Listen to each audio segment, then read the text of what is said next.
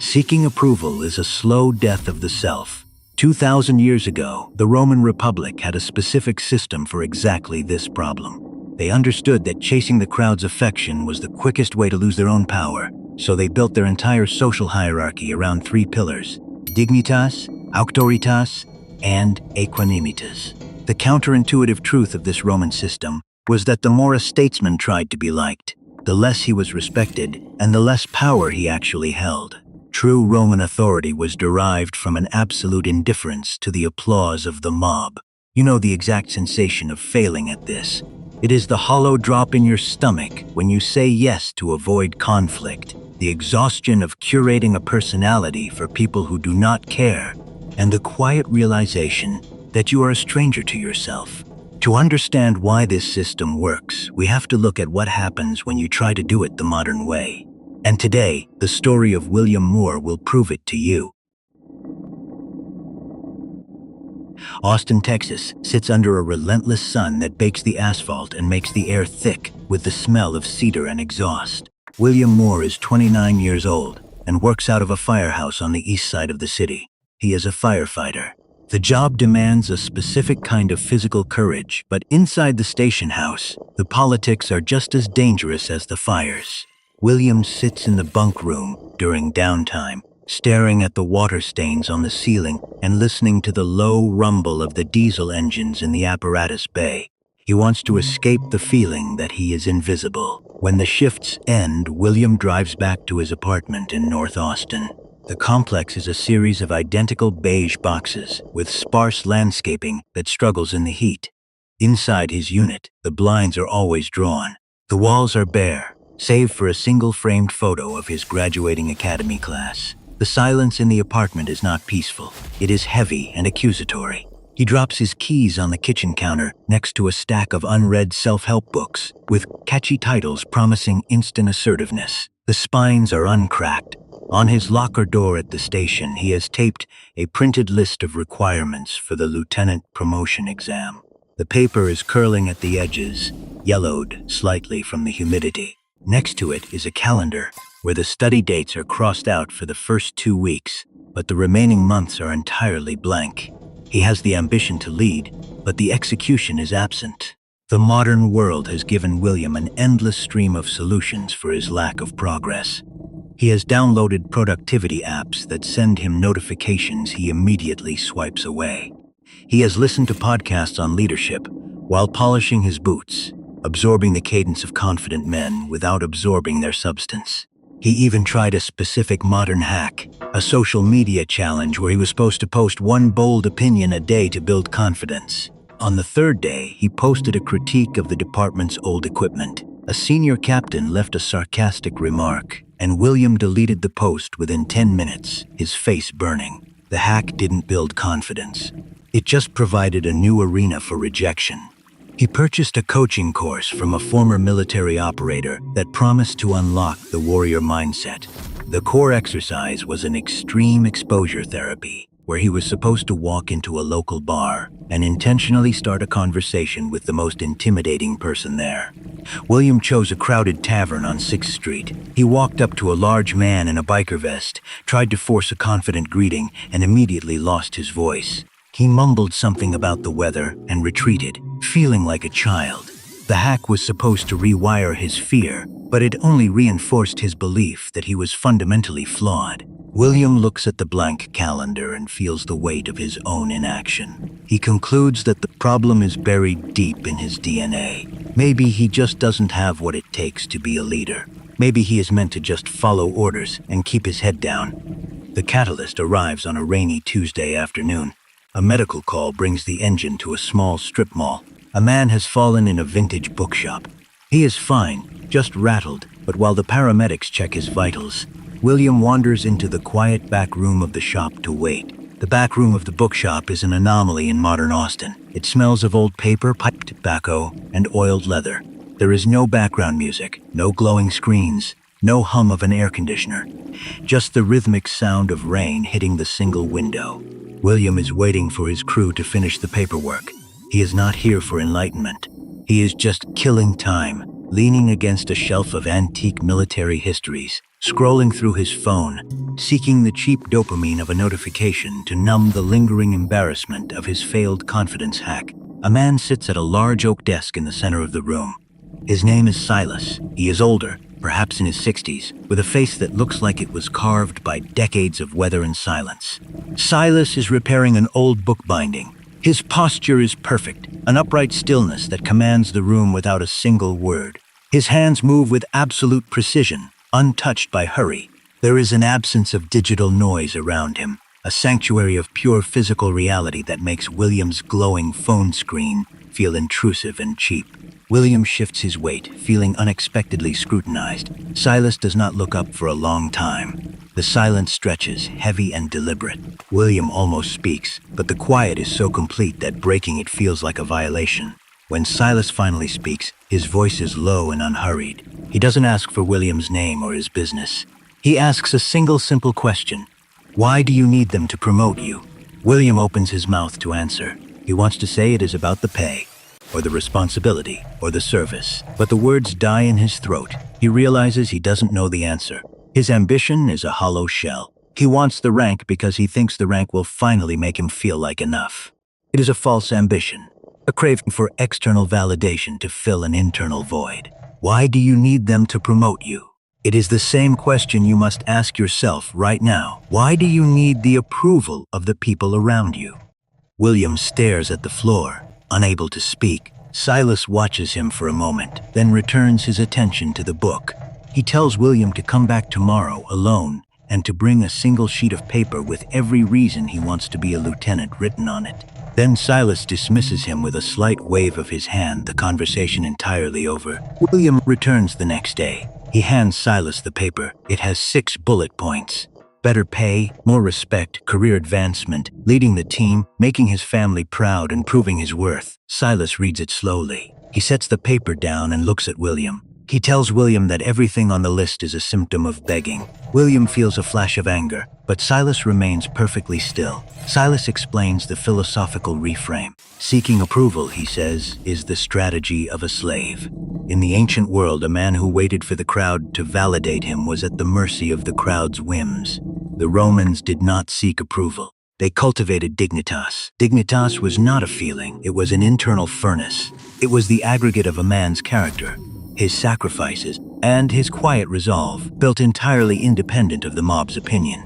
If the mob cheered, the dignitas remained unchanged. If the mob booed, the dignitas remained unchanged.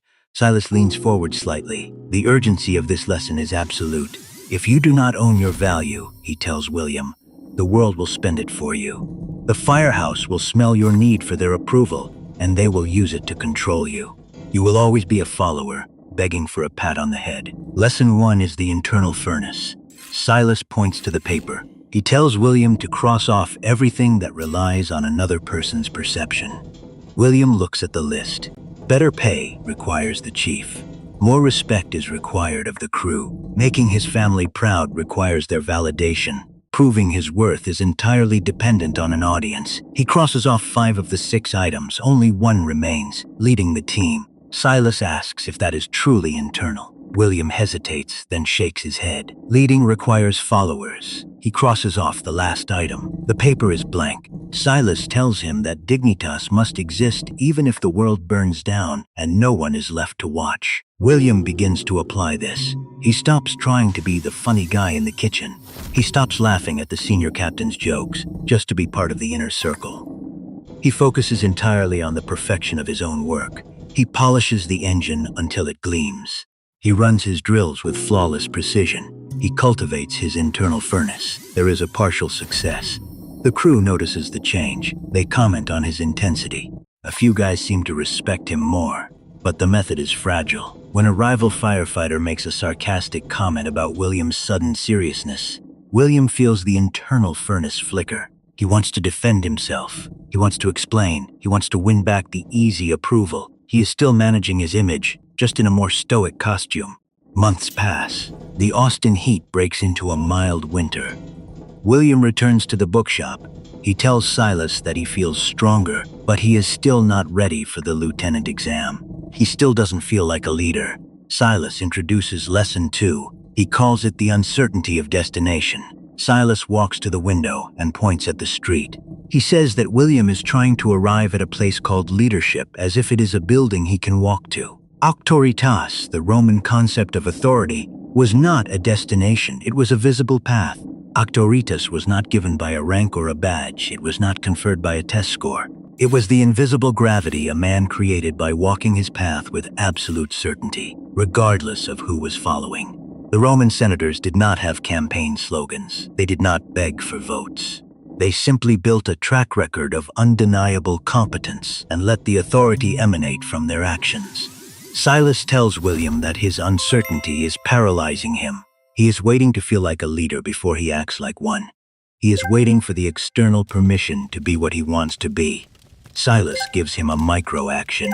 Tomorrow at the station, William must make one operational decision without asking for permission or consensus. He must decide the inventory order for the truck, and he must enforce it silently without explaining himself. The explanation is a plea for approval. The silence is the exercise of authority. Modern neuroscience validates the Roman wisdom with striking precision. When a human being seeks social approval, the brain's default mode network activates. This is the neurological pathway associated with self-referential, overthinking, and social anxiety. Under the gaze of others, the brain perceives the potential for social rejection as a literal threat to survival, triggering a cortisol spike that impairs the prefrontal cortex, the area responsible for decision-making and authority. The person literally becomes biologically less capable of leading. The Roman practice of Dignitas and Auctoritas effectively bypasses this default mode network. By detaching self-worth from the crowd's opinion, the brain no longer processes social rejection as a threat. Cortisol drops. The prefrontal cortex comes back online. The intrinsic locus of control is strengthened. A different neural pathway is activated, one associated with deep goal-directed focus. The brain begins to operate from a state of grounded presence rather than frantic social calculation. The Roman method does not just make you feel better. It changes the biological hardware of your decision-making, allowing you to access your highest cognitive functions even under intense social pressure. The plateau arrives in early spring. The bluebonnets are blooming along the Texas highways. William has been making micro-decisions. He has organized the equipment. He has taken command of minor medical calls with quiet efficiency. He is improving, but he still fails the ultimate test. During a structure fire in a residential neighborhood, the incident commander gives an order that William knows is tactically flawed. The water pressure is too low for the designated attack line. William sees the mistake. He sees the danger, but he stays silent. He is terrified of overstepping. He is terrified of the conflict. He is still seeking the invisible permission of the hierarchy. He watches as the crew makes an unnecessary and dangerous push into the structure. The fire flashes over, and they barely make it out. They survive, but the failure is a bitter taste in William's mouth. He realizes he is still playing a role. He has the internal furnace, and he has the visible path, but he lacks aequanimitas, the profound equanimity required to stand alone against the current. He cannot be entirely undisturbed by the storm of disapproval. He is still vulnerable to the fear of the crowd. And then the cliffhanger arrives. A sudden, disruptive external event. The fire chief announces a surprise audit of the station's operational readiness. The crew will be evaluated on a series of simulated emergencies, and the results will determine their eligibility for the upcoming promotion cycle. The open loop of William's internal struggle is about to collide with the ultimate test of external judgment. William is sitting at the kitchen table in the firehouse. He is staring at his laptop screen. He is not studying for the audit. He is not running drills. He is writing an email to the deputy chief, subtly criticizing the incident commander's tactics from the structure fire. It is fake work. It is an elaborate attempt to signal his own competence without having to take any real risk. The disruption comes from the doorway. His captain walks in.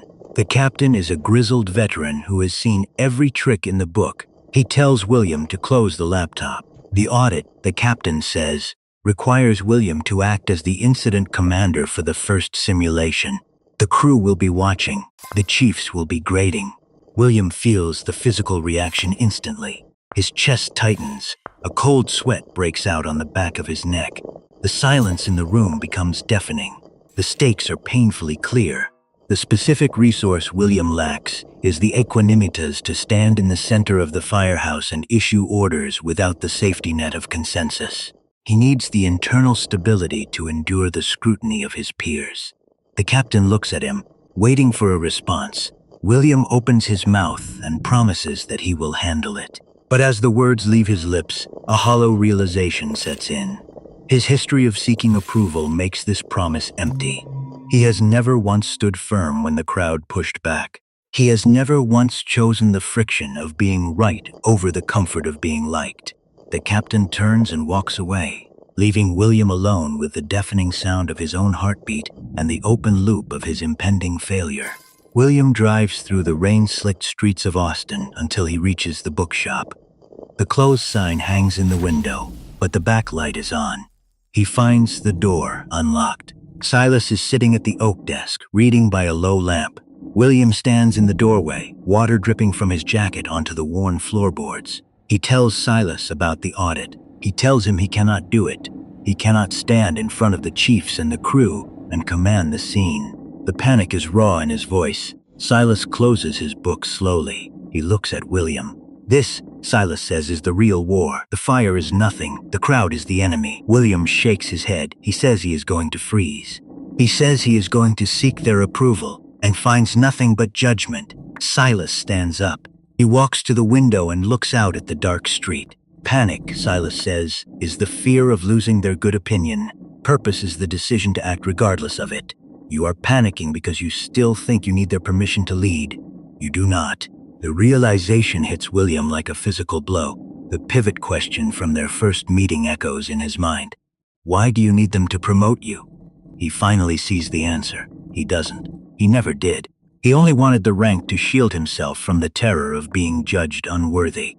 The crisis has stripped away the shield. There is only the empty void of his own untested character. Silas turns back to him. He gives a single command: go to the station, prepare the rig. Do not go home, do not sleep, do it alone. The apparatus bay is a cavern of shadows and concrete.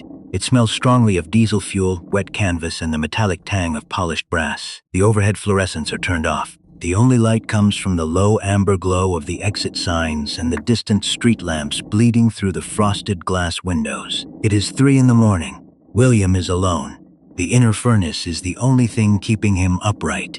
He begins to work. He opens the equipment compartments on the fire engine. He pulls out the heavy canvas hoses, dragging them across the rough floor to inspect the couplings. The physical strain is immediate and grounding. The weight of the brass fittings bites into his palms. He checks the pressure gauges on the regulators, turning the dials with deliberate focus. He tests the flashlight batteries one by one, watching the bright beams cut through the darkness of the bay before clicking them off. Each small action is a piece of evidence.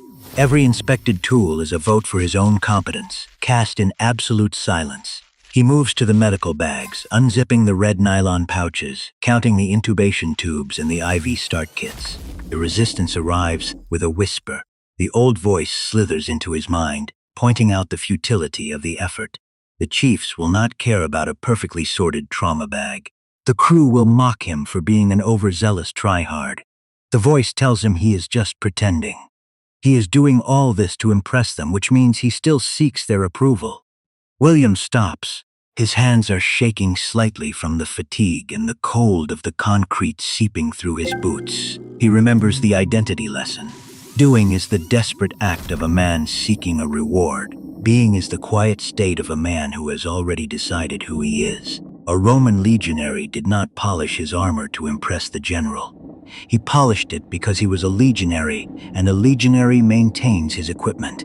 The accretion of identity is not a sudden flash of enlightenment. It is the slow accumulation of tiny, invisible choices. Every time William chooses the difficult, silent action over the easy social shortcut, he casts a vote for the man he wants to become. He zips the medical bag shut. He moves to the next compartment. The night stretches on in a rhythm of physical exertion and absolute solitude. By dawn, the engine is immaculate. Every piece of equipment is checked, organized, and ready. He stands alone in the cold bay, his hands dirty, his muscles aching, but the panic is gone. The inner furnace burns steadily and low. The audit arrives with the morning shift change. The deputy chief stands in the bay with a clipboard. The crew is assembled, watching William with a mixture of curiosity and skepticism. The simulation begins. A mock commercial fire on the second floor. William calls out the initial size up. His voice is not loud or forced. It is flat and steady. He assigns the attack line. He assigns the ventilation team. The deputy chief watches closely. A mistake is introduced into the simulation. A burst hose line. The old William would have frozen, looking to the captain for instruction, desperate for a lifeline of approval. The new William simply acknowledges the burst. He reassigns the backup line. He calls for the water supply to be reestablished. He does not explain his reasoning. He does not ask for agreement. He simply commands. The simulation ends. The deputy chief makes a few notes on his clipboard, nods once, and walks away. There is no applause. There is no dramatic celebration.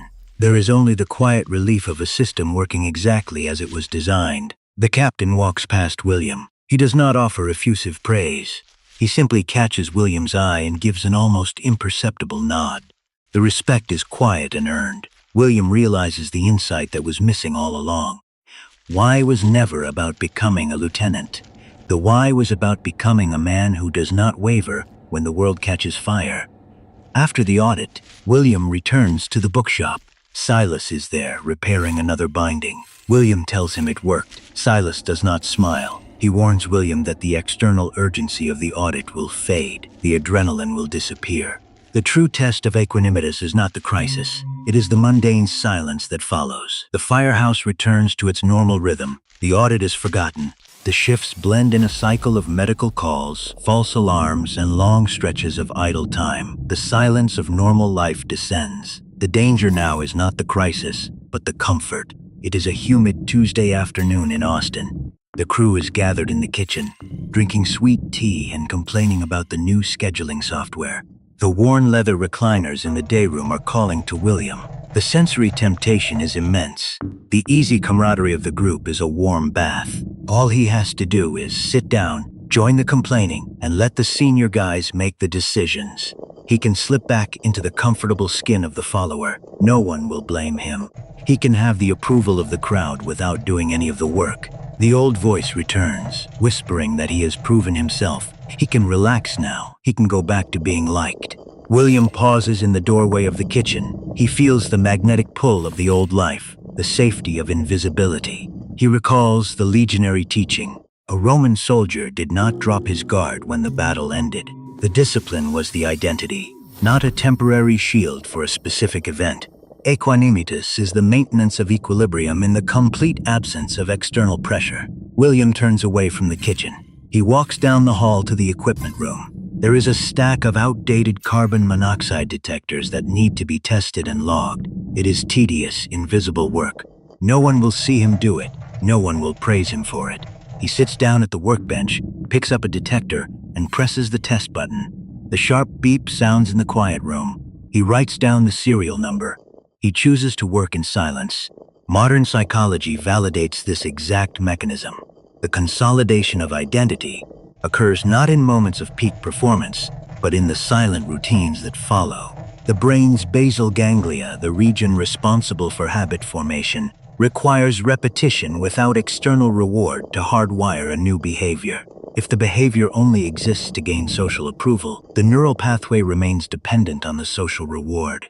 When the reward disappears, the pathway degrades. By choosing the silent, unrewarded work, William is severing the dopamine dependency on the crowd. He is forging an autonomous neurological loop. The identity becomes self-sustaining. 3 years pass. The Austin skyline continues its relentless expansion, cranes hovering over the city like mechanical vultures. William Moore is 32 years old. He wears the collar brass of a lieutenant. The promotion was not a dramatic victory. It was the inevitable byproduct of a system that ran flawlessly in the background. He has achieved a profound stability. His authority is not loud or demanding. It is simply a fact of the firehouse, like the weight of the engine or the heat of the Texas sun. William stands in the bay, looking out at the setting sun. He revisits his origin with gratitude, not resentment. He thinks of the 29-year-old man who sat in that bare apartment, terrified of his own shadow. He does not hate that man. He pities him. That man was a prisoner waiting for a warden to tell him he was free. A newly promoted rookie approaches him. The rookie is full of the same anxious energy William once possessed, desperate to prove himself, desperate to be liked. The rookie asks William how he got the crew to respect him so quickly. William looks at the young man and gives a simple observation. He says that the crew respects him because he is quiet but in motion. He does not talk about what he is going to do. He just does it. The cinematic close comes on a quiet Sunday morning. William is in his office at the station. The door is open. He picks up a roll of tape and a fresh piece of paper. He tapes the paper to the wall next to his desk. He writes down the training objectives for the upcoming quarter. The tape smooths out against the wall, a sharp contrast to the curling, yellowed paper of his past. He does not stare at it, hoping it will magically execute itself. He picks up his pen and begins the first task. The transformation is complete. The system worked.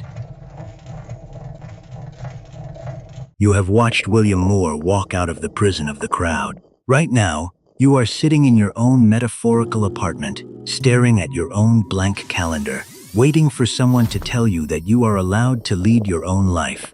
The desire to seek approval is not a character flaw. It is a biological signal. It is your brain telling you that you have outsourced your survival to the mob. The Roman system of Dignitas, Auctoritas, and Aequanimitas is the protocol to take it back. You build the internal furnace so the cold judgments of others cannot freeze you. You walk the visible path so you no longer need permission to move. You maintain the profound equanimity so the silence of normal life does not lull you back into the comfort of the herd. So I ask you the same question Silas asked William. Why do you need them to promote you?